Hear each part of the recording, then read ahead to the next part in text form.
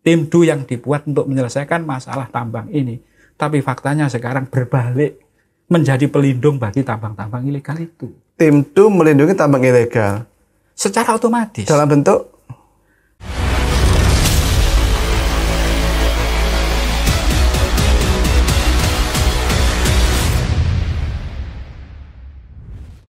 sudah hadir bersama saya kali ini Gus Ridwan, mantan pembina dari organisasi AMBI dan Perdemuangi, yaitu asosiasi dari armada material atau dump truck di Banyuwangi.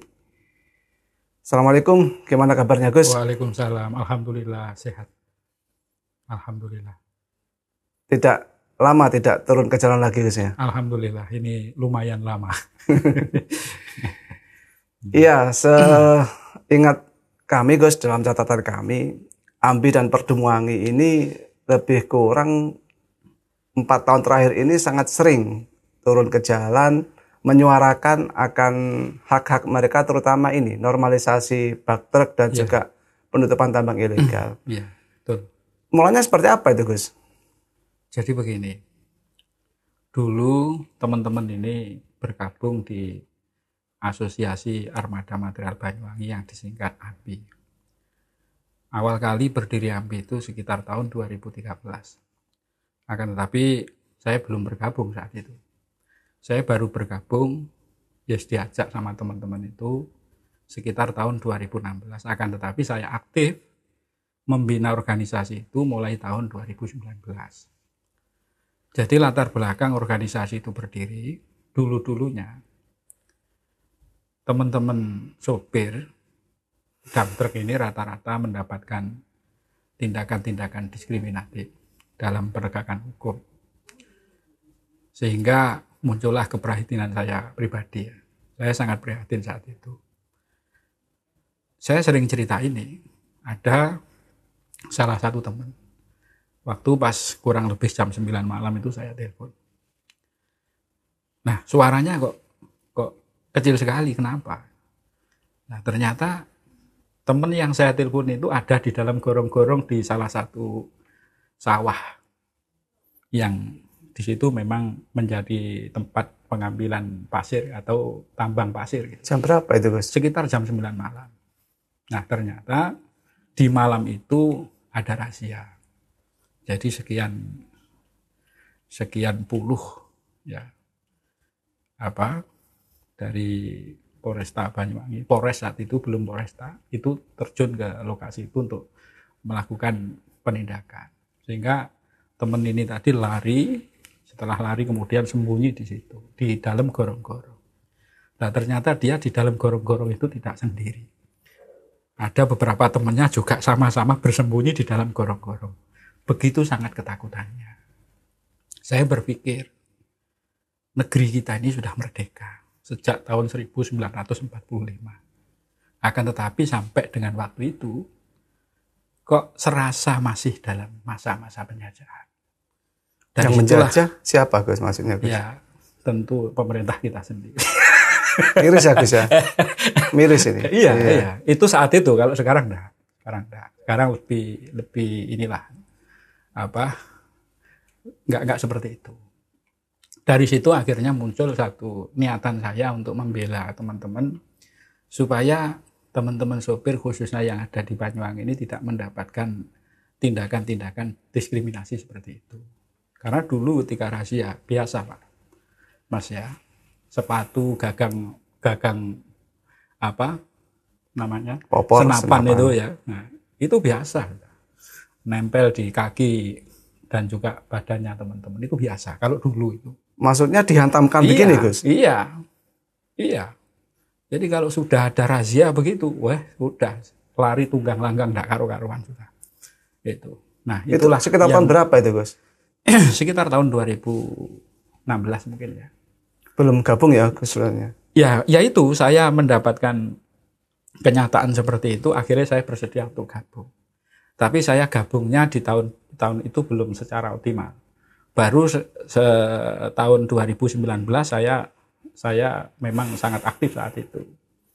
Nah, berkaitan dengan masalah normalisasi, khususnya yang ada di Kabupaten Banyuwangi, ini ada asbabul wurudnya, bahasanya begitu ya. Apa ya asbabul wurud itu? Jadi begini, ada latar belakangnya. Oh, oke. Ada latar belakangnya. Saya sebenarnya 2019 itu sudah membaca situasi yang ini kemungkinan akan menjadi persoalan baru, khususnya pada usaha teman-teman, yaitu angkutan material itu. Karena di tahun 2017, 2018, mulai tahun 2017, marak-maraknya 2018 ke belakang, itu sudah mulai terjadi perlombaan bak. Dulu asli keluaran karoseri, itu rata-rata baknya itu dimensinya 5,3 sampai dengan 5,5 dulu. Nah, terus kemudian muncullah persaingan, akhirnya disambung, yang kemudian sampai ada yang 10 kubik, 11 kubik. Nah ini kalau ditonasekan, itu bisa mencapai 20 ton, bahkan lebih. Ini kan sudah tidak logis lagi gitu loh. Nah, sedangkan jalan yang dilalui oleh teman-teman, ini merupakan jalan kelas 3, atau jalan desa, jalan kabupaten, kan begitu ya. Sehingga mau tidak mau ini nanti akan menuju kepada situasi yang di situ tentu tidak kondusif. Akhirnya benar tahun 2020 terjadilah penghadangan, terjadilah konflik antar armada. Bukan antar armada. Antar armada atau sopir dengan warga masyarakat yang dirugikan karena jalannya rusak atau hancur. Sampai ada jembatan yang putus dan lain sebagainya. Karena melebihi tonase tadi. Karena melebihi tonase. Nah, mulai 2019 saya aktif di situ. Akhirnya waktu itu saya pernah mengundang dari Polres, ya, Satuan Lalu Lintas Polresta Banyuwangi, juga dari Dinas Perhubungan Kabupaten Banyuwangi untuk melakukan sosialisasi. Saya undang, kalau tidak salah dulu tempatnya di Rindu, itu tahun 2019. Untuk melakukan sosialisasi bagaimana sih sebenarnya aturan main terkait tentang masalah angkutan itu. Akhirnya beliau-beliau ini sudah melakukan sosialisasi kepada kawan-kawan saya supir di Banyuwangi ini. Nah, dari situ kemudian berlanjut sampai dengan tahun 2020. Di tahun 2020 ini secara langsung, secara aktif, organisasi AMBI ini kemudian melakukan suatu gerakan. Ayo, karena konflik ini sudah di depan kita, ya, kita harus segera untuk mengambil keputusan supaya kita bisa terhindar dari konflik ini. Itu tidak 1-2 kali konflik itu terjadi di wilayah Songgon waktu itu. Bahkan saya sendiri mewakili teman-teman AMBI, saat itu masih AMBI namanya, sudah berkali-kali saya diundang rapat di tingkat kecamatan, di tingkat desa, di Dishub, di Polres dan lain sebagainya untuk membicarakan masalah ini. Akan tetapi sampai berbulan-bulan, sampai bahkan hampir 1 tahun, ini masih dalam pembahasan. Dan tidak ada langkah real atau langkah pasti untuk menyelesaikan masalah itu. Nah, akhirnya apa? Karena potensi konflik ini terus terjadi saat itu, saya undang semua pengurus AMBI saat itu untuk membahas masalah ini beserta dengan perwakilan di tiap-tiap kecamatan itu. Akhirnya membuat suatu keputusan bersama bahwa kita sepakat melakukan normalisasi untuk mendukung programnya pemerintah. Kan begitu. Nah, dari sinilah kemudian muncul perpecahan. Ada sebagian yang setuju, ada sebagian yang tidak setuju. Nah, saling eret-eretan kepentingan inilah kemudian AMBI kita bubarkan. AMBI kita bubarkan, terus mendirikan organisasi baru yang namanya Perdamwangi. Nah, di Perdamwangi ini khusus bagi para driver-driver yang memang mendukung dan berkomitmen untuk melakukan normalisasi. Itu. Jadi tidak ada anggota Perdamwangi itu yang armadanya tidak standar. Semua standar. Itu. Akan tetapi mirisnya sampai dengan hari ini proses normalisasi ini saya lihat belum selesai. sampai dengan hari ini. Itu kenapa? Ternyata peran daripada pemerintah, khususnya yang ada di Kabupaten Banyuwangi ini tidak begitu serius atau kurang serius lah. Buktinya apa kok kurang serius? Banyak sekali kepentingan-kepentingan berkaitan dengan angkutan atau kebutuhan material yang dibutuhkan untuk membangun Kabupaten Banyuwangi ini justru malah tidak menggunakan yang standar. Malah menggunakan yang tidak standar. Nah kan miris ini namanya. Sampai tahun 2021 Ibu Bupati Banyuwangi yang kita cintai mengeluarkan Perbup nomor 60 tahun 2021 yang di situ membahas dan mengatur tentang masalah normalisasi. Jadi sampai sekarang itu posisi Perbup itu saya juga nggak ngerti. Ya kan? Saya nggak ngerti Perbup ini berfungsinya apa. Karena sebagian besar proyek-proyek yang dimiliki oleh pemerintah yang bersumber dari dana APBD Kabupaten Banyuwangi ini justru menggunakan kendaraan-kendaraan yang tidak standar. Berkali-kali kita protes. Teman-teman protes. Berkali-kali minta bukti, berkali-kali dikirimi bukti, tapi ternyata juga tidak berubah apapun. Itu loh. Nah, maka teman-teman seringkali mungkin masyarakat Banyuwangi melihat ya, terjadi aksi unjuk rasa atau demonstrasi, ya kan, baik itu ke Polres maupun ke Pemda saat itu. Ini karena sudah mentok sudah usaha ini. Berkirim surat sudah, audiensi berkali-kali. Nah ini. Jadi sebenarnya saya sangat miris sekali. Itu. Jadi ini awal konfliknya ini awal normal Gus ya. Semua bak itu standar Gus ya, berarti kan. Iya. Kemudian ada yang memodifikasi, menambah panjang atau lebar baknya, hingga muatannya bisa bertambah banyak gitu kan. Dan dampaknya masyarakat yang merasa dirugikan kemudian melakukan aksi tutup jalan. Yang itu betul. Pukul rata gitu Gus. Maksudnya? Baik yang normal, yang standar atau yang bak modifikasi. Kalau dulu ketika pas rame-rame aksi itu, rame-rame penghadangan oleh warga itu belum terjadi normalisasi atau belum sampai pada tahap normalisasi. Dari situlah kemudian ada komitmen bersama dari AMBI penghujung itu ya, sebelum AMBI bubar itu berkomitmen untuk melakukan normalisasi. Setelah itu alhamdulillah aman sampai sekarang juga tidak ada konflik. Ya, berarti masyarakat awalnya itu kan pukul rata semua dump truck. Semuanya. Ya punya kontribusi atas kerusakan jalan itu kan begitu. Iya. Memang kenyataannya dump truck saat itu memang tidak ada yang kecil di Banyuwangi ini. Semuanya over.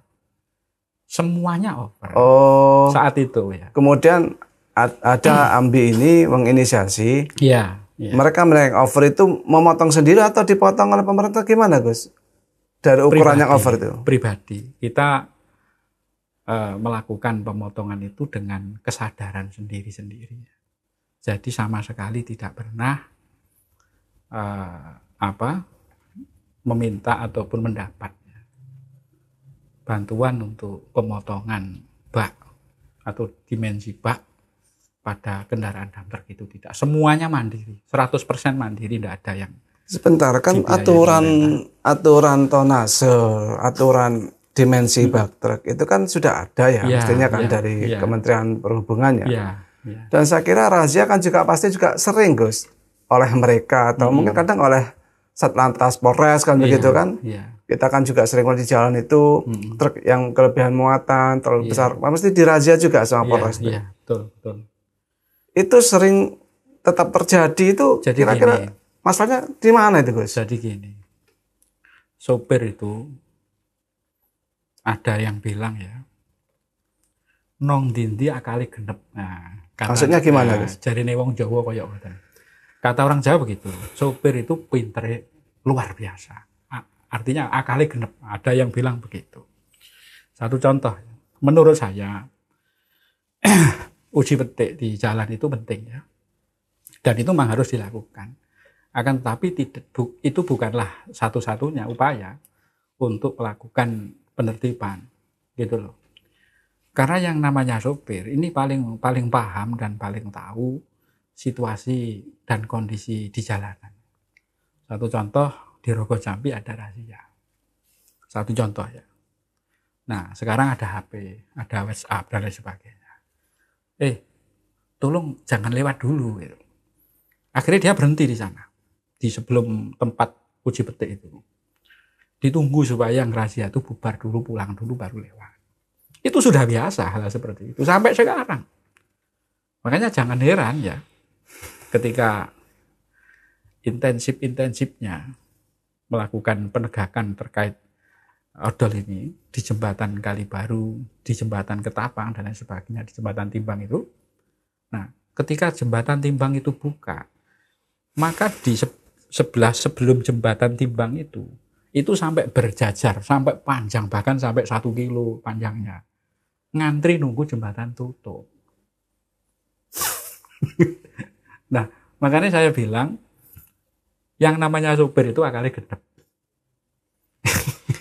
Ketika ada razia, Gus, dan mereka itu menunggu di titik yang tidak jauh dari razia. Ya. Kenapa yang razia tidak mendatangi, misalkan, Gus ya? Saya kurang tahu. Apakah memang kewenangannya ya memberhentikan kendaraan yang lewat, ya, sehingga tidak kemudian memberhentikan kendaraan yang berhenti, tidak boleh, kan begitu? Tidak boleh ya, gitu ya. Mungkin begitu. Saya kurang paham kalau masalah itu. Iya, dan pemerintah lagi tadi Gus Rotan kan menyampaikan bahwa mirisnya itu armada yang nyata-nyata salah gitu kan. Itu masih digunakan pemerintah untuk kegiatan pemerintahan, untuk kegiatan pembangunan maksudnya kan seperti itu. Itu dari Ambi dan Perdemuangi aksinya seperti apa untuk mengingatkan pemerintah atau memprotes?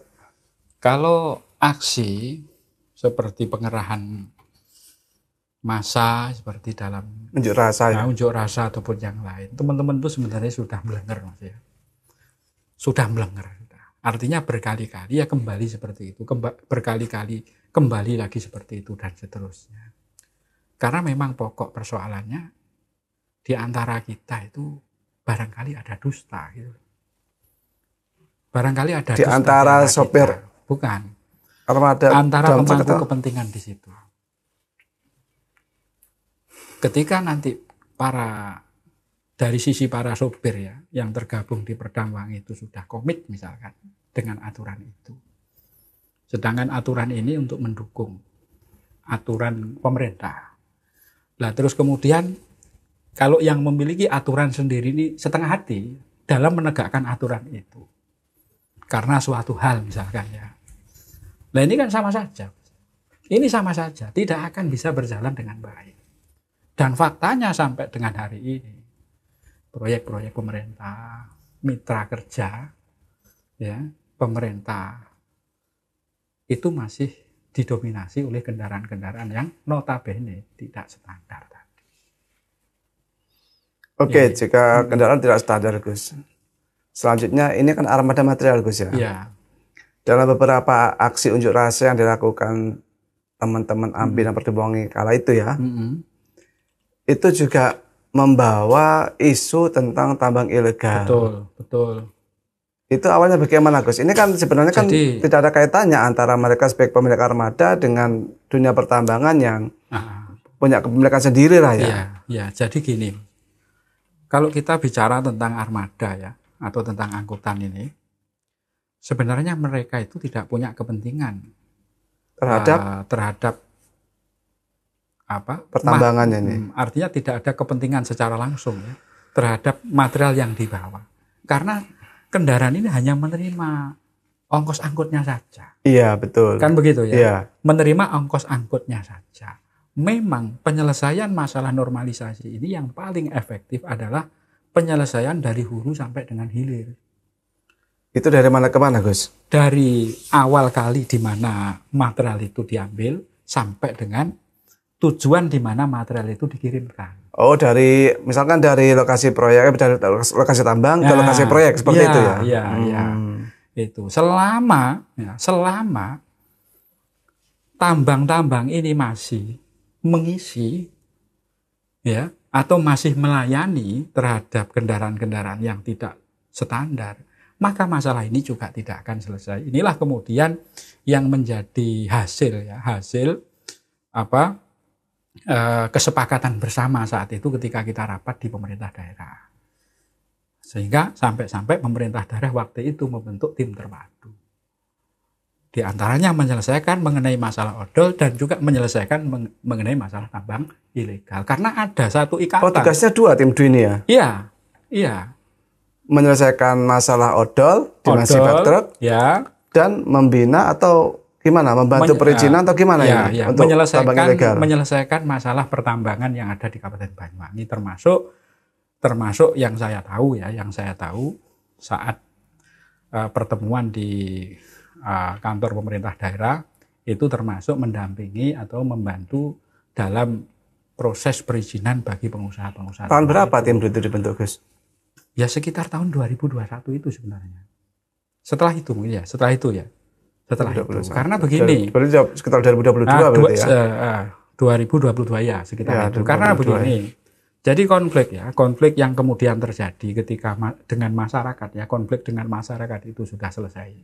Ini ganti konflik antar armada, antar kendaraan, antar sopir saat itu. Sopir yang notabene tergabung di Perdamwangi atau yang standar, ya, konflik dengan sopir yang tidak standar atau yang pakai kendaraan jumbo itu. Ini terus panas terus ini. Ini bahkan sampai menjadi masalah yang paling diatensi saat itu. Karena kedua-duanya ini ingin saling mempertahankan tujuan masing-masing. Yang satunya ingin mempertahankan dengan standarnya, yang sebelah atau yang satunya lagi ini ingin mempertahankan dengan jumbonya. Nah, keduanya ini sama-sama memiliki ruang. Kedua-duanya ini sama-sama memiliki ruang, yang ruang itu kemudian bisa menjadi tempat mereka untuk terus melanjutkan aktivitasnya. Makanya masalah ini sangat berkaitan sekali.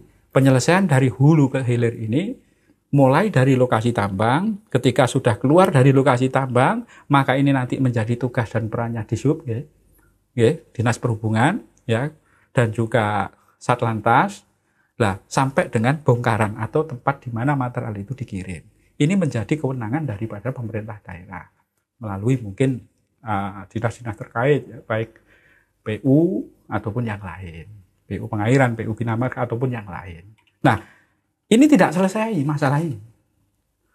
Di pengambilan atau di lokasi tambang, ini juga tidak selesai. Belum selesai sampai dengan hari ini.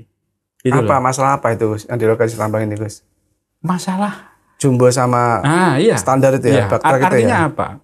Sekalipun Perbup nomor 60 tahun 2021 itu sudah disahkan. Tentang apa Perbupnya itu, Gus? Tentang angkutan. Standarisasi tentang angkutan itu ya? Ya, yang mengatur tentang itu. Nah, mestinya kalau semuanya itu kembali kepada aturan yang ada, ya dari tambang ya ngisinya standar, di jalan yang merupakan wilayahnya Dishub dan juga wilayahnya Satlantas ini juga standar, sampai dengan tempat tujuan akhir bahan material ini juga standar. Mestinya kan begitu. Nah, ini yang terjadi tidak. Memang antara truk jumbo dan truk standar ini, Gus, ketika di lokasi tambang, ini kan pasti berbeda muatan isinya, Gus. Iya. Ini pemilik tambang pada rugi ketika ngisi ke truk jumbo, atau mungkin dia dapat keuntungan lebih besar karena harganya lebih banyak, atau bagaimana daripada standar, harganya lebih murah. Jadi gini, kalau kita bicara tentang masalah itu ya, pengisian atau volume, tentu kalau yang besar muatannya banyak, memang di sana untuk saat ini ada selisih harga. Jadi kalau baknya atau kendaraannya itu standar sekian. Kalau standar kira-kira berapa, Gus? Harganya? Hari ini rata-rata sekitar 450 ya. Isinya berapa itu, Gus? Sekitar 6 kubik. 6 kubik? Ya, sekitar 6 kubik. Ya. 450 sampai dengan 500. Berarti per kubiknya lebih kurang 75. Ya, kisaran itu. Ya. Kalau yang jumbo? Saya kurang paham kalau yang jumbo ya. Yang pasti ya di atasnya itulah. Yang pasti di atasnya itu. 600? 500? Ya, kurang lebih ya. 600 ya. Isinya berapa kubik? Kalau yang jumbo ya bisa ada yang, karena jumbo itu bervariasi. Ada jumbo itu 9 kubik, ada jumbo itu yang 10 kubik, ada jumbo itu yang 11 sampai dengan 12 kubik. itu ada. Jadi 2 kali muatan. Kalau 600 Gus ya, ya. Dan isinya 10 kubik, kan rugi pemilik tambang ini. Ini yang saya nggak paham itu dengan pengusahanya. Maksudnya tidak paham gimana Gus? Pengusaha tambangnya ngitungnya gimana ini? Kalkulatornya kok nggak dipakai, itu loh maksud saya. Pakai sempoa mungkin Gus. Tapi rata-rata begini, kalau ya ini kembali lagi kepada masalah tambang sekarang ya. Jadi jujur saja sampai dengan hari ini, tambang di Banyuwangi ini masih didominasi tambang-tambang ilegal. Terus terang begitu. Sebentar, berarti yang jumbo-jumbo ini maksudnya ke tambang ilegal, begitu maksud Gus? Kurang lebih begitu. Yang standar tambang yang legal atau sama-sama di ilegal atau gimana Gus? Jadi gini, kalau kita ngomong pertambangan galiansi di Kabupaten Banyuwangi memang didominasi sampai dengan hari ini. Karena masalah yang untuk masalah tambang ini memang belum selesai sampai dengan hari ini. Didominasi oleh tambang-tambang yang ilegal. Ada sebagian kawasan yang itu khusus ngisi kendaraan standar. Contohnya kawasan yang ada di wilayah Songgon.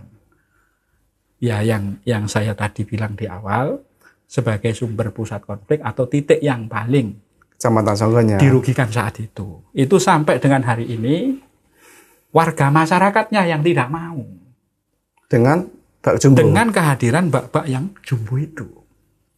Sampai sekarang. Bahkan kemarin itu sempat ya, saya mendapat informasi ini dari teman-teman sopir ya.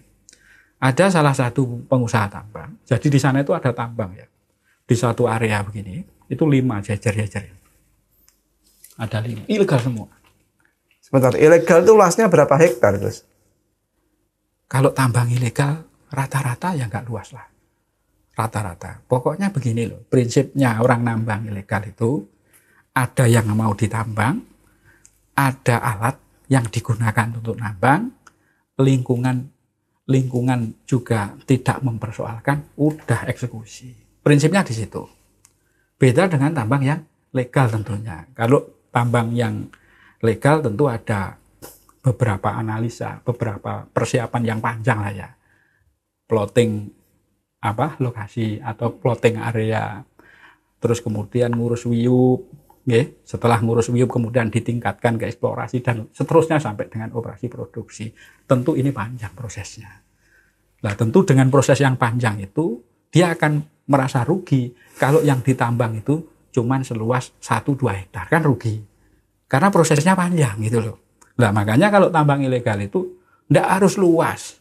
Ada lokasi 1 hektar saja udah eksekusi gitu. Apa ini yang kemudian banyak kerusakan alam, banjir, longsor apa itu Gus mungkin? Ya, mungkin salah satu faktor ya. Salah satu faktor penyebabnya. Saya itu sebenarnya terus terang ngobrol-ngobrol masalah gini itu ya gak enak sebenarnya. Dibuat enak aja Gus. Apa butuh minum Gus? Nggak usah. Karena kalau kita ngomong tambang ilegal ini ya banyak sekali alasan kenapa orang itu kemudian memilih nambang dengan cara yang ilegal. Ini kan begini persoalannya Gus ya. Ada persoalan pemerintah yang Gus Ridwan tadi sampaikan ya. Betul. Ada persoalan masyarakat. Iya. Kita berangkat dari persoalan masyarakat lebih dulu. Yang pasti ketika armada itu melebihi dari standar, gitu kan, melebihi dari tonase dan kekuatan jalan yang dibangun oleh pemerintah, kan pasti jalan ini kan kekuatannya berkurang. Iya. Umurnya berkurang. Ketahanannya umur ketahanannya berkurang. Iya, betul. Harusnya bisa 3 tahun misalkan menjadi hanya 1,5 tahun atau mungkin hanya 1 tahun rusak. 6 bulan rusak bahkan ya. 6 bulan rusak. Kalau 6 bulan rusaknya kayaknya bukan hanya damter tapi mungkin pembangunan jalannya juga bermasalah ini Gus. Entah ada korupsi atau gimana gitu kan ya. Tapi normalnya dari sekian umur sekian tahun kemudian berkurang separuhnya mungkin karena tonase yang terus menerus yang melebihi beban. Wajar ini masyarakat marah Gus ya. Tapi kan dampaknya kemarahan ini kan ke pemerintah lagi kemudian. Kenapa? Kan pasti nanti dengan anggaran pemerintah bangunnya. Tidak mungkin uang swadaya masyarakat kan tidak mungkin. Kan gitu. Nah, pemerintah ini kan terbebani. Padahal mereka kan juga ada fungsi pengawasan, fungsi kontrol. Ya di armadanya, ya di pertambangannya. Iya. Nah, Iya. tadi disampaikan sama Gus Sultan juga ada tim DU. Sejauh ini kok saya tidak melihat efektivitas kerja tim DU di sini. Apa seperti itu atau gimana? Kebetulan setelah saya pensiun ya, atau keluar dari organisasi Perdamwangi, mulai sekitar Oktober 2022 ya, sekitar itu saya nyatakan saya keluar dari Perdamwangi. Kemudian memang saat ini saya ini sebagai salah satu pembina di organisasi baru yang didirikan masih beberapa bulan ini, yaitu organisasi Petawangi. Oh, apa itu, Gus? Petawangi itu Persatuan Tambang Banyuwangi. Oh, berarti ini sudah bukan armada ya? Ini bukan. Pengusaha tambang berarti? Bukan. Ini pengusaha tambang. Gus Sultan juga menjadi pengusaha tambang hari ini? Bukan. Saya tidak ikut ya dalam kegiatan aktivitas di pertambangan. Lebih ke? Saya itu setiap hari ya lebih milih mengajar anak-anak, mengaji bareng anak-anak. Di Petawangi ini sebagai kebetulan saya di Petawangi itu dijadikan salah satu pembina. Oh. Di Petawangi itu. Nah, kenapa saya kemudian bergabung di Petawangi ya, termasuk salah satu yang menginisiasi, salah satu, karena ada teman-teman yang lain juga menginisiasi berdirinya Petawangi. Untuk menyelesaikan masalah semua ini, akar masalahnya memang ada di tambang. Sekali tambang ini memiliki kebijakan, saya nggak akan ngisi kendaraan yang jumbo atau yang odol, udah mau cari di mana dia, kan begitu. Ini. Nah, terus kemudian banyak sekali tambang-tambang di Banyuwangi ini yang didominasi oleh tambang-tambang yang dalam tanda kutip masih belum legal atau ilegal ini. Nah, sehingga saya mendirikan bersama dengan teman-teman Petawangi ini memang untuk wadah tambang-tambang yang sudah berizin atau yang sudah legal. Karena selama ini posisi tambang-tambang legal yang ada di Kabupaten Banyuwangi ini seolah tidak memiliki peranan, tidak memiliki suatu bergeming atau kekuatan. Justru dikucilkan atau gimana oleh pemerintah atau pengusaha atau gimana, maksudnya tidak punya peranan? Jadi gini, tambang-tambang yang legal sampai dengan kapan hari sebelum Petawangi ini berdiri, ini cenderung sendiri-sendiri. Ketika situasi dan kondisi di Kabupaten Banyuwangi seperti ini, tidak ada satupun yang berani menyampaikan suaranya. Suara tentang apa, Gus? Suara tentang polemik persoalan tambang yang ada di Kabupaten Banyuwangi ini. Maksudnya mereka dirugikan atau seperti ya, apa? Ya pastinya. Jadi begini ya, hitung-hitungannya begini. Mengurus izin tambang ini tidak mudah dan memerlukan investasi yang besar. Ya, ya kan? Ya kan kita tahu tambang itu kan bisnis yang padat modal, modalnya besar, Gus ya. Kemudian pada teknologi, alat berat dan sebagainya gitu kan. Ini kan tidak murah juga. Dan yang terakhir padat resiko, Gus. Betul. Resiko kalau ada pasirnya dia bisa mengembalikan modal, tidak ada pasir dia rugi gitu. Rugi, ya betul. Jadi begini, saya kemudian bergabung di Petawangi ini untuk mengakomodir kepentingan khususnya bagi pengusaha tambang yang sudah memiliki itikat baik.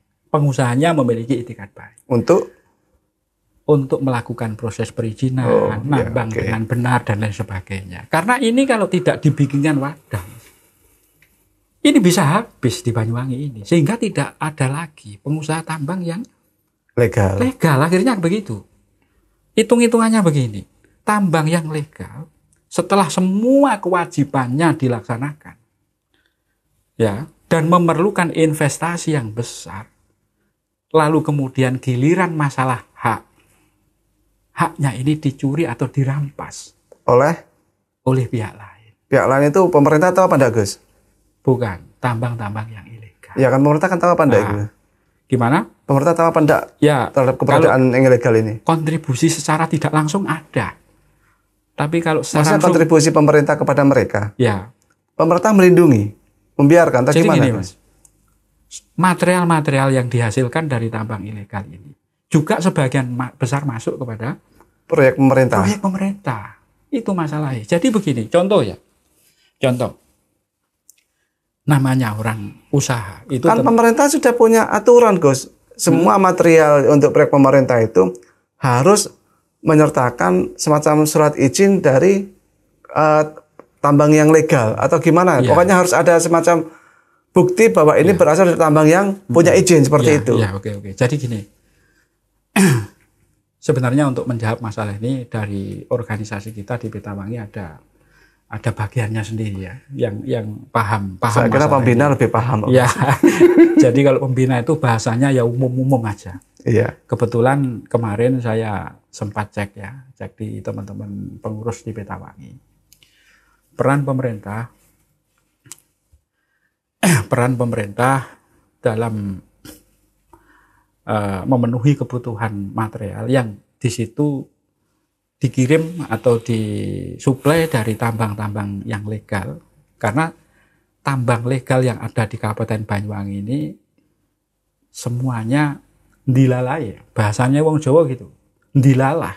Ini semuanya ada di Petawangi ini. Semuanya ada di Petawangi. Tambang pasir, batu, andesit dan lain sebagainya. Ini ada di Petawangi. Nah, sehingga kita bisa cek. Nah, kebetulan kemarin saya tanya. Jadi berapa kebutuhan pemerintah yang disuplai dari tambang yang legal ini? Karena ini terkait tentang dukungan pencairan dan lain sebagainya. Betul. Kan begitu ya. Iya. Nah, dari situ sesuai laporan dari pengurus Petawangi yang saya dapatkan itu, ternyata masih kisaran di angka 20-25%. Apa itu, Gus? Material yang dari tambang yang legal yang digunakan untuk mendukung pembangunan. Berarti 75% dari ilegal. 75% dari yang Dan ilegal. pemerintah itu mengkomodir, Gus. Faktanya bagaimana? Ya, kurang tahu saya, Gus. Faktanya bagaimana, Gus? Saya ini yang lagi kalau mikir masalah ini, saya itu kadang ya kudu guyu, ya bingung, ya jengkel gitu loh ya. Faktanya ya nyatanya ya seperti itu. Ini pemerintah ini terutama dinas apa, Gus? Kalau di pemerintah Kabupaten Banyuwangi misalkan ini. Saya tidak enak nyebutkan ya. Nanti PR teman-teman semua ya untuk mencari itu. Itu di mana gitu loh. Iya.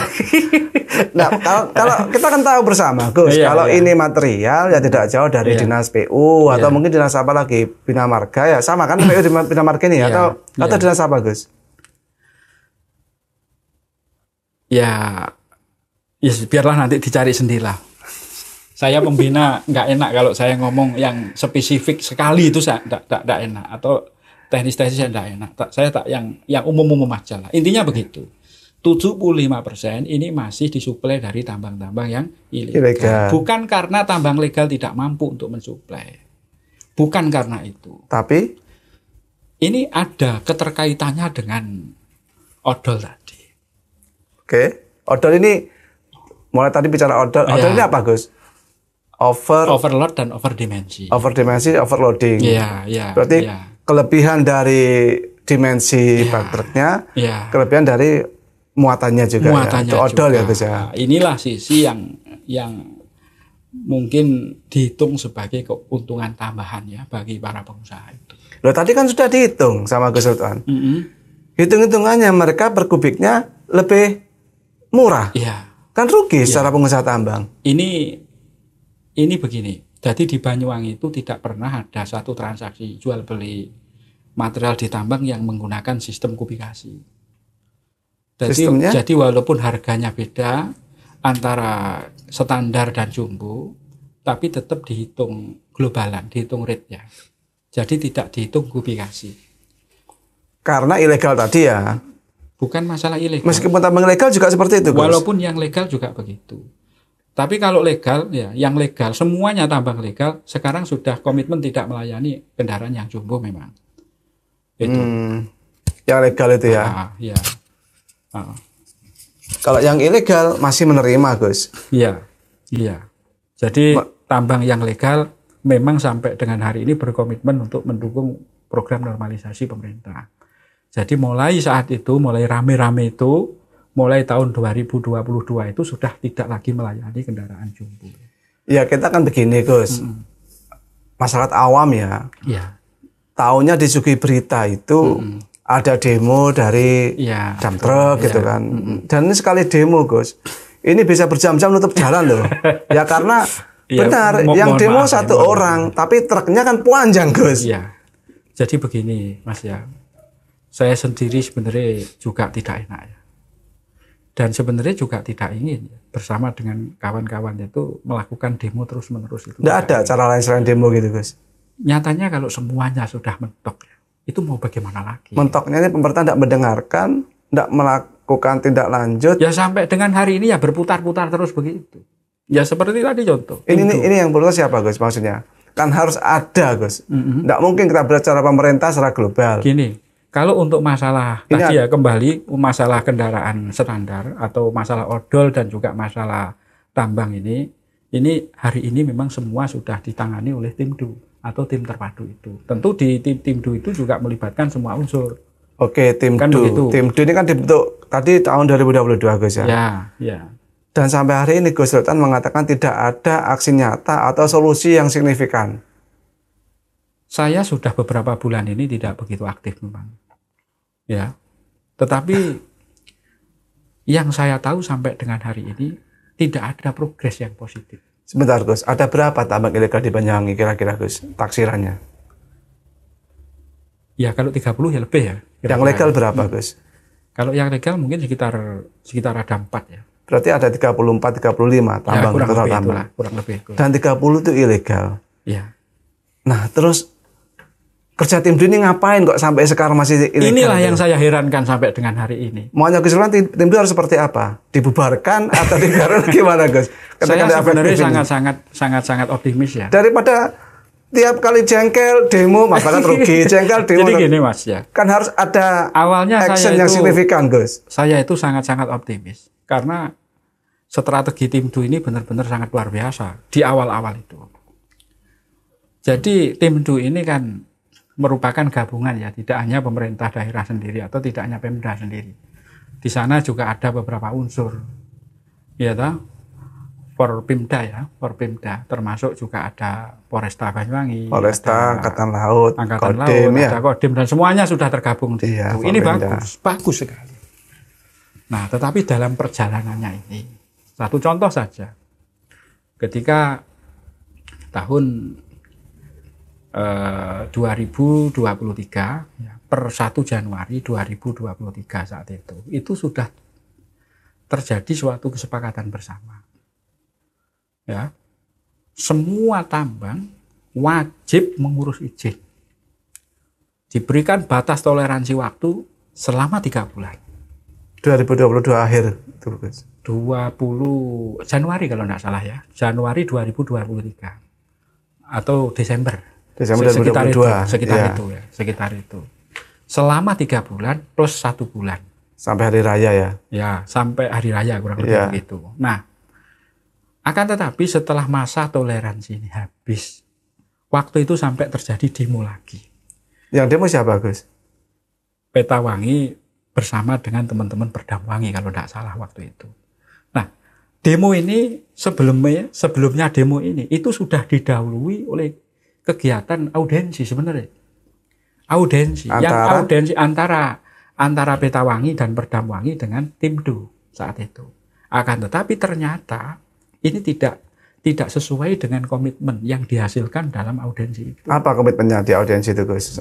Di antaranya? Segera kembali. Maksudnya? Kepada kesepakatan awal. Iya, kesepakatannya apa itu Gus? Ya di antaranya untuk mengurus izin itu tadi. Dan batas toleransi. Ya.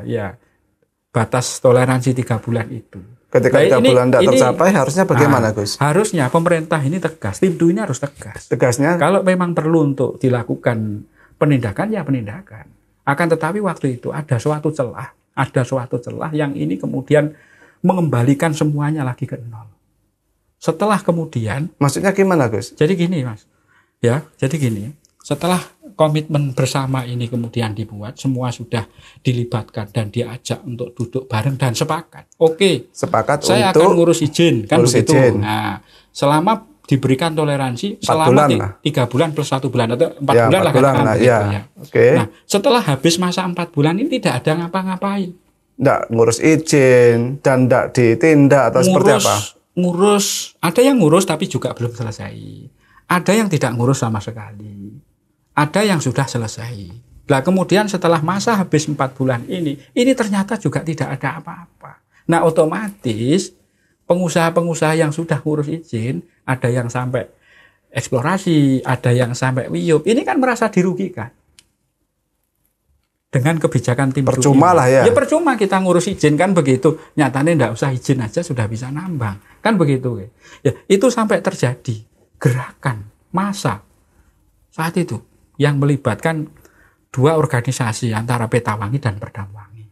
Agendanya 2, masalah odol dan juga masalah tambang. Tuntutannya ilegal. bagus. Tuntutannya semuanya supaya kembali kepada komitmen awal atau kesepakatan bersama itu. Menuntut ke Timdu. Menuntut ke Timdu. Karena masalah ini kalau tidak diselesaikan, otomatis tidak akan ada lagi pengusaha tambang. Jawabannya Timdu gimana, Gus?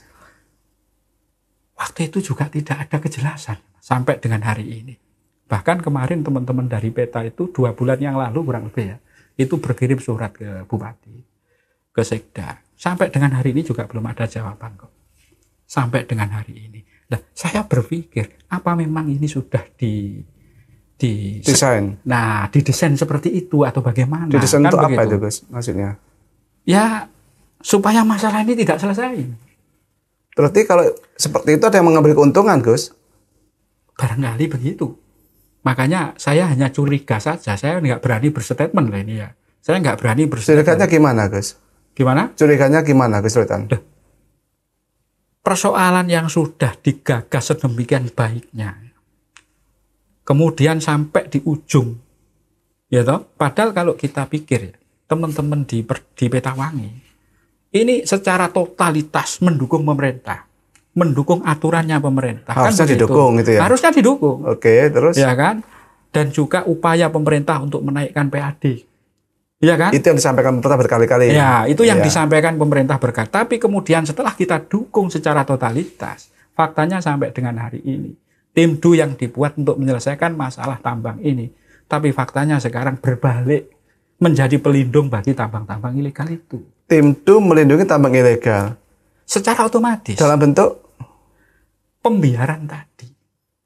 Berarti ini bukan karena ketidakmampuan pemerintah sebenarnya ya.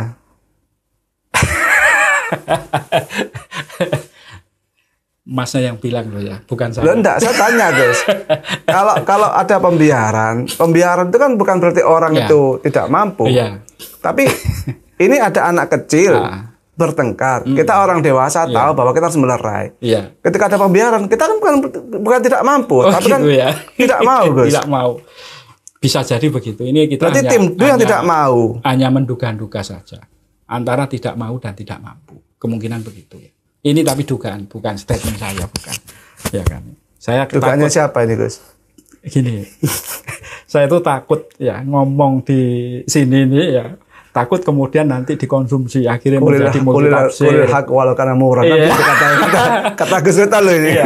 Sudah, sebenarnya sudah. Ya. Saya akan katakan hal-hal yang benar. Buktinya saya lebih mendukung tambang-tambang yang legal dan pengusaha-pengusaha yang punya etika. Gini loh Gus, kan tadi Gus Rotan mengatakan, kita sudah cerita tadi tentang tambang ini kan usaha dengan yang banyak padat modal gitu kan, padat teknologi, padat risiko, dan juga tadi Gus Rotan menyampaikan ngurus izin tidak mudah. Tidak gitu. mudah. Ya kan memang tambang itu Gus ya. Yang setahu saya ya, sebelum semua izin OP-nya keluar, dia harus ada penyelidikan umum, kan gitu kan. Iya. Oke, penyelidikan umum diketahui itu ada potensi bahan galian, gitu kan, kandungan. Ya.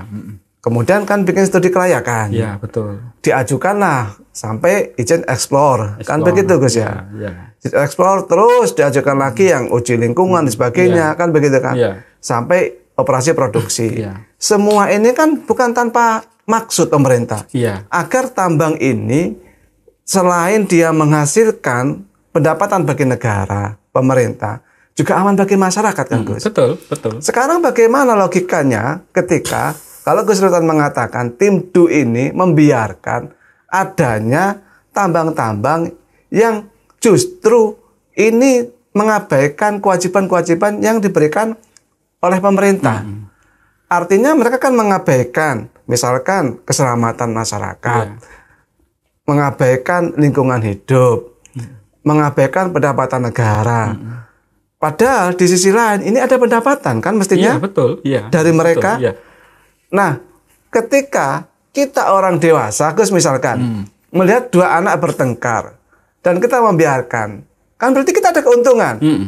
Bisa kesenangan, kan begitu kan? Iya. Bisa karena ada anak itu yang ngasih kita sesuatu, biarkan saya mau menghantam ini kan. Berarti kan ada keuntungan gitu kan. Iya. Iya, jadi gini. Menurut Gus Ridwan, ada enggak kemungkinan penambang-penambang ilegal ini ngasih sesuatu kepada tim DU sehingga membiarkan? Saya nggak berani nyebut ini tim DU atau siapa ya.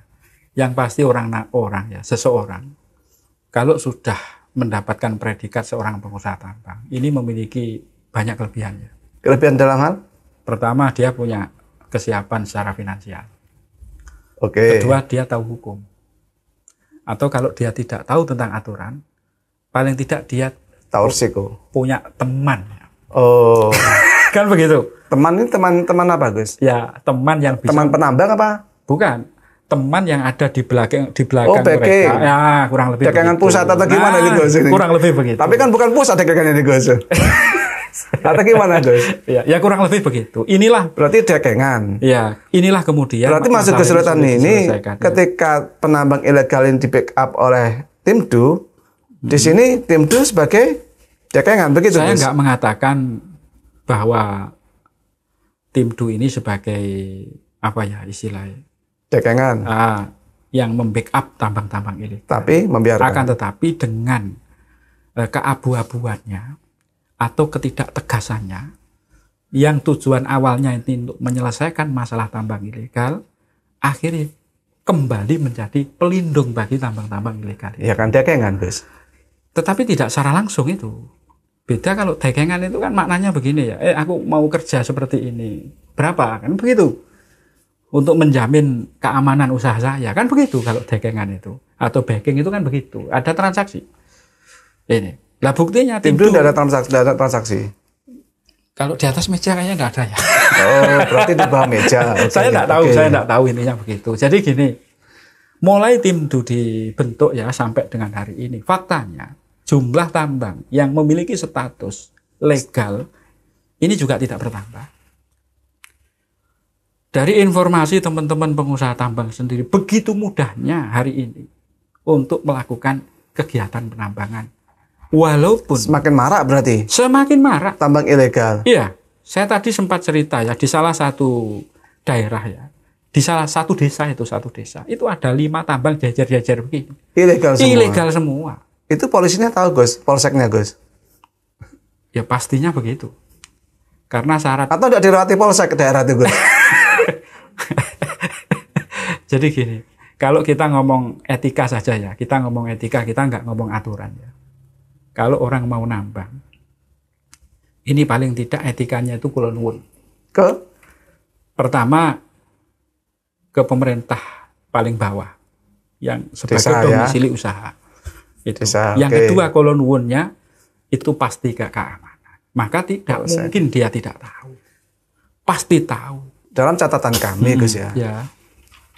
Sejak 2019, 2019 malah berkali-kali aksi unjuk rasa. Bahkan ketika COVID itu juga aksi unjuk rasa, membuat pusing Kapolres dan begitu kan. 2021, 2022, 2023 terakhir kemarin bulan Juni. Artinya selama hampir 7 tahun, hampir tiap tahunnya itu selalu ada reuni di jalanan, kan begitu. Dan ini persoalannya kan sama, Gus. Kalau tidak speak up hari ini, tidak bicara hari ini, maka masalah mungkin tidak akan selesai, Gus. Iya. Memang gini, Mas ya. Ini memang membutuhkan komitmen dan ketegasan. Selama tidak ada komitmen dan ketegasan, itu juga tidak akan selesai masalah. Baik itu masalah odol maupun masalah tambang. Dan itu tadi dari hulunya kan dari tambang. Iya. dari hulu. Jadi tambang ini ada dua persoalan ya, yang itu melibatkan tambang sebenarnya. Pertama mengenai masalah legal ilegal tadi. Yang kedua mengenai masalah odol tadi. Itu sama-sama berpangkal di tambang sebenarnya. Selama di situ tidak ada ketegasan dari pihak terkait, tidak ada komitmen dari pihak terkait, maka masalah ini selamanya juga tidak akan pernah selesai. Begitu. Nah, berarti kan ketika tidak tegas, tidak punya komitmen, padahal tahu dan punya kewenangan. Iya. Kan ada indikasi di belakang ini, Gus. Bisa jadi begitu. Jadi saya gambarkan begini ya, Mas ya. Saya mau tanya, Gus. Penambang ini kan Gus Ilwan bilang mereka orang siap finansial. Iya. Pengetahuan hukum punya. Backing punya, dagangan. Kan begitu kan? Mereka kan siapkan segala sesuatu itu agar dapat mengeruk kekayaan alam ini dengan tenang, minimal kan gitu kan. Naluri manusia itu ya kan lebih mencintai hasil daripada proses. Sepakat saya. Ya kan? Nah, ada orang kemudian yang lebih memainkan proses untuk dapatkan hasil kan begitu, Gus. Iya. Pernah dengar enggak, Gus, penambang ini bayar upeti setoran kepada pihak-pihak tertentu gitu, Gus? Ini saya dipancing-pancing. Enggak pancing, Gus. Walaupun saya tahu, saya nggak akan ngomong. Karena itu urusan mereka. Tapi pernah dengar, Gus ya? Sering saya dengar. Dari para penambang? Iya. Seperti apa ceritanya, Gus? Nah, ini mancing lagi. Karena saya sering menyampaikan ini kepada para pengusaha. Harta yang kamu ambil adalah harta yang terpendam di dalam bumi, tanah. Bumi. Ada di sana hak-haknya orang lain. Saya sering pesan seperti itu kepada teman-teman. Nah, makanya kalau toh ada seperti itu, lah ini maknanya ini dia memang mau sedekah atau memang mau ini kan saya juga nggak tahu. Sedekah itu kan ada yang berhak menerima, kan begitu. Ada asnafnya ya. Iya. Setelah di pondok ada asnafnya lah. Nah, sekarang itu walaupun kalau sedekah bukan asnafnya kan salah, Gus. Iya, sekarang itu kan begini. Kalau orang itu ditanya, ya, ketika ditanyanya itu dalam maksud untuk menerima sesuatu, maka semuanya akan mengatakan bahwa saya membutuhkan, kan begitu, atau saya miskin, begitu ya, kan begitu. Tetapi yang dimaksud miskin ini siapa, Gus? Nah, ini saya ngomong secara globalnya, kayak gitu. Tapi ketika orang kemudian ditanya atau kemudian orang itu dilabeli status miskin, maka orang pasti tidak mau. Belum tentu. Kadang mereka berpikirnya bukan miskin, Gus, tapi ibnu sabil. Kan begitu, Gus. Nah, ini bagaimana kalau berpikir seperti itu? Ya, kurang lebih begitulah. Ini panjang kalau ini bicara penerima sedekah, Gus. Iya. Kalau mereka yang menerima berpikirnya ibnu sabil, ini sama-sama mencari jalan ke akhirat loh, Gus. Tapi apa seperti itu di dunia pertambangan, Gus? Ya, jadi gini intinya. Kalau sampai ke dalam situ, saya katakan memang ada. Intinya begitu. Saya juga tahu. Maksudnya ada. Tapi saya tidak akan ada yang setoran penambang begitu, Gus. Ya kurang lebih begitu. Ke keamanan. Ya kurang lebih. Pancing terus ini bagaimana? Saya tidak mau mengatakan itu kemana. Saya nggak mau mengatakan, tapi saya tahu. Walaupun saya tahu saya tidak. Ini tidak ada nama orang loh, Gus. Tidak ada nama orang. Iya, memang benar. Tidak ada nama orang. Makanya saya katakan ada, kan begitu. Saya juga nggak akan nyebut instansi di sini. Yang pasti ada. Karena ya kalau instansi di pertambangan itu kan tidak mungkin angkatan darat, Gus. Oh iya. Tidak mungkin juga angkatan laut, Gus. Biar dimaknai sendiri ya. Kan begitu. Yang kita tahu, Gus. Ya saya orang awam kan butuh penjelasan dari pelaku gitu kan. Yang kita tahu institusi dan instansi di pertambangan itu kalau tidak pemerintah daerah kan begitu, Gus ya. Tentu kepolisian daerah. Kan begitu. Iya. Terus? Nah, fungsinya ini kan satu memberi izin atau membantu perizinan, yang satu menjamin keamanan dan ketertiban. Nah, ketika ada pembiaran, maka menurut Gus Ridwan, yang mana ini yang membiarkan atau yang mana ini yang mengambil keuntungan dari situasi seperti ini, Gus?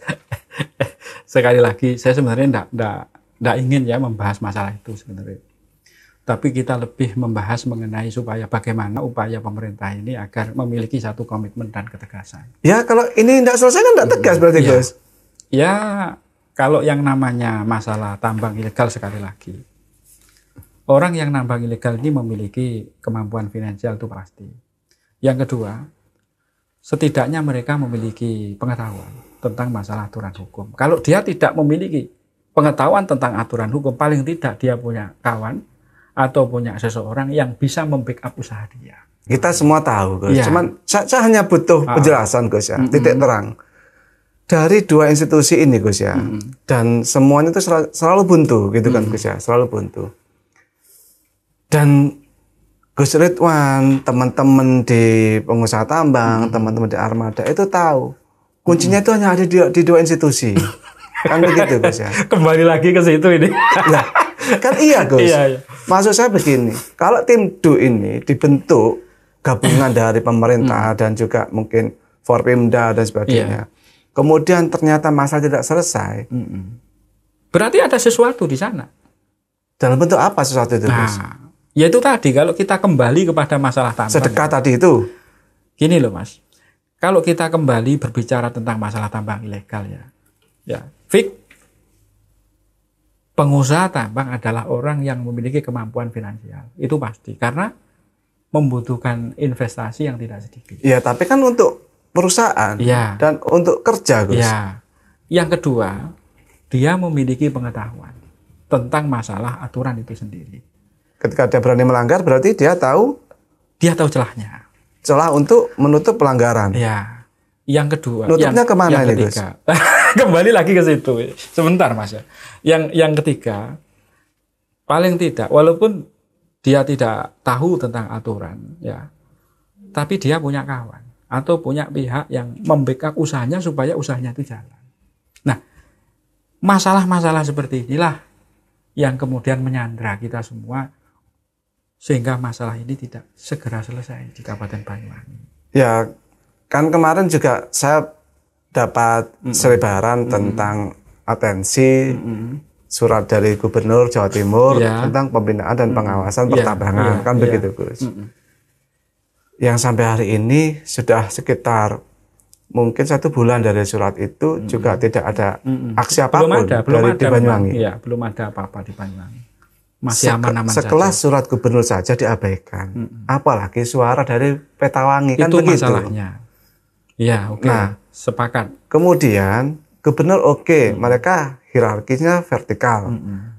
Seperti Petawangi, Perdumwangi, dan juga mungkin AMBI yang masih ada itu, dan teman-teman armada lainnya, penambang lainnya, kan sama-sama tahu, Gus, bahwa hari ini jika kita bicara sesuatu, kan begitu, itu mudah sekali tersampaikan kepada pejabat tinggi yang ada.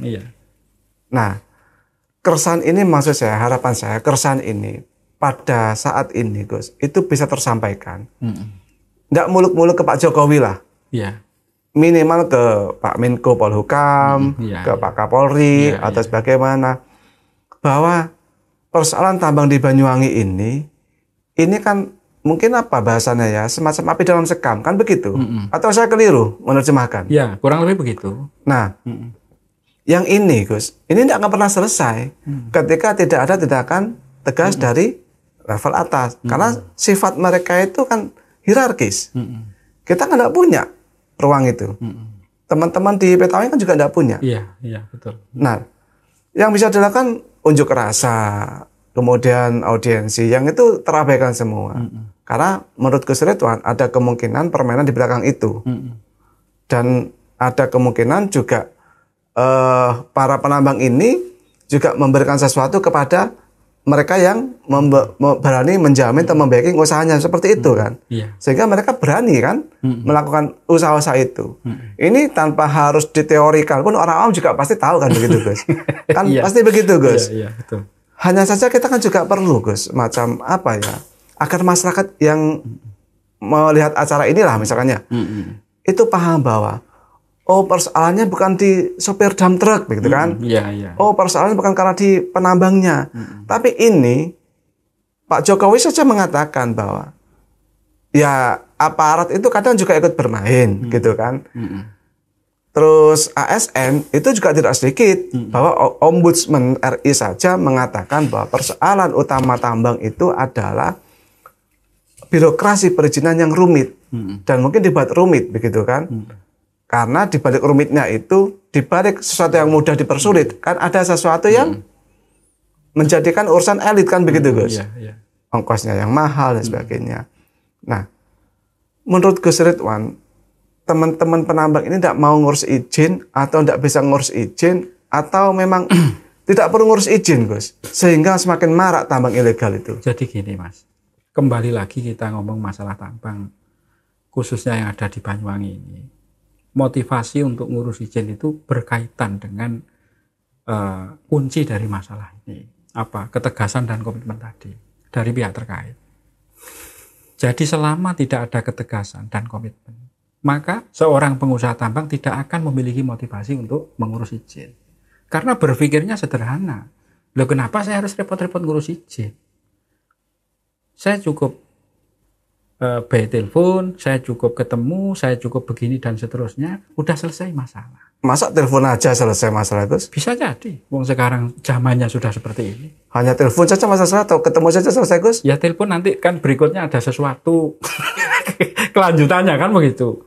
Berarti ya, penambang ini maknanya diperas itu, atau memang mereka itu melakukan pungli secara sadar atau mereka memang itu ngasih sesuatu untuk kepentingan?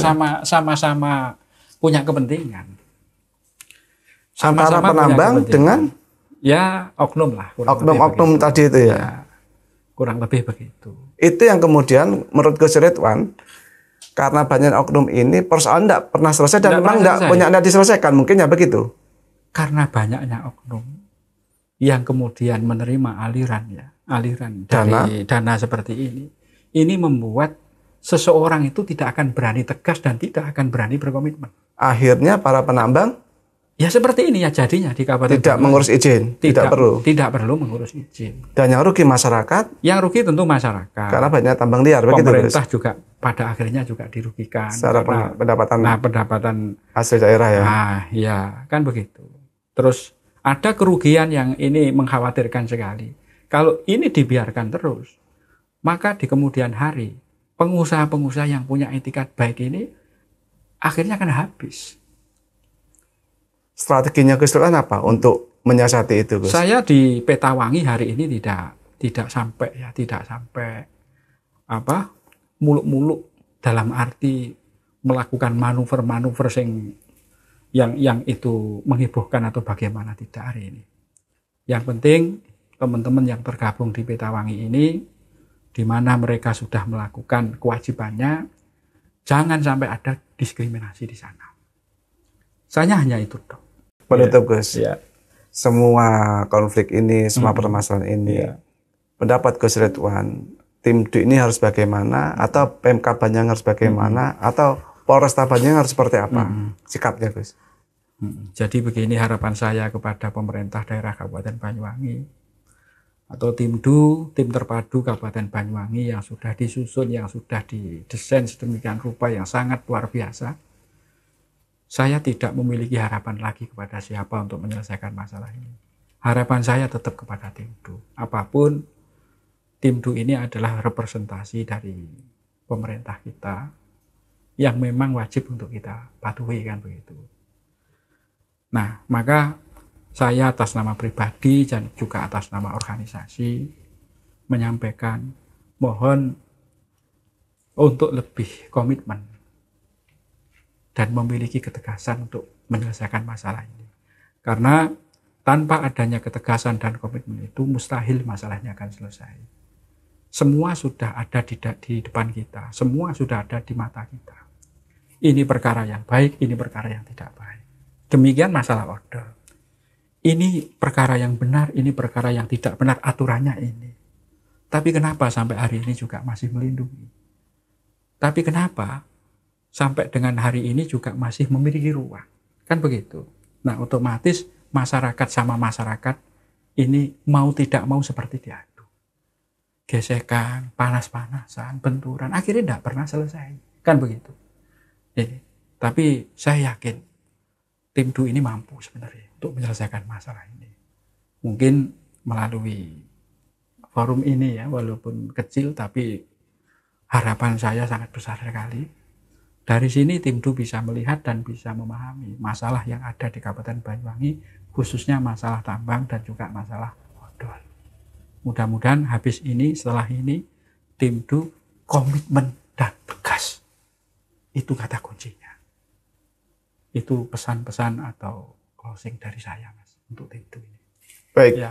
Gus Tutan, terima kasih atas kedatangannya dan keterbukaan semua informasi yang disampaikan, meskipun juga tidak terbuka sepenuhnya gitu kan, tapi cukup membuka wawasan kita bahwa masalah pertambangan ini memang masalah yang sangat pelik dan krusial, Betul. melibatkan banyak orang, tidak hanya persoalan horizontal, tapi juga ada persoalan vertikal yang kadang itu ya mulai tidak dipatuhi perintahnya, ada kebuntuan, dan juga mungkin ada sesuatu di belakang, kata Gus Tutan tadi, ada sedekah-sedekah mungkin seperti itu, yang menjadikan orang punya kewenangan itu tidak mau, bukan tidak mampu ya, tidak mau melakukan kewenangannya secara tegas dan komit.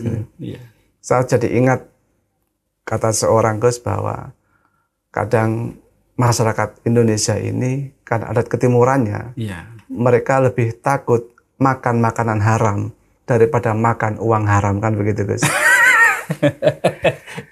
Sekian dari saya, terima kasih telah menonton tayangan ini. Assalamualaikum warahmatullahi wabarakatuh. Waalaikumsalam warahmatullahi wabarakatuh.